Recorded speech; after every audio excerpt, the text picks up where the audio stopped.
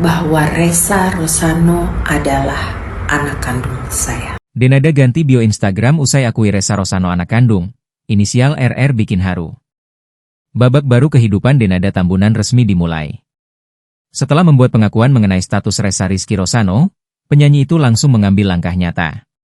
Tak hanya lewat kata-kata dalam video klarifikasi, keseriusan Denada menerima kembali sang putra juga terlihat dari perubahan kecil, namun bermakna di laman media sosialnya.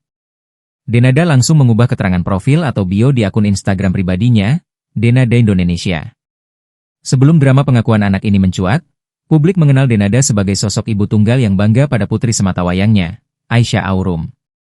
Hal itu tercermin dari bio Instagram lawasnya yang bertuliskan, Proud of Mom Aisyah Aurum. Namun kini tulisan tersebut telah berubah. Seolah ingin menegaskan statusnya sebagai ibu dari 2 orang anak, Denada mengganti bionya menjadi inisial dari kedua buah hatinya.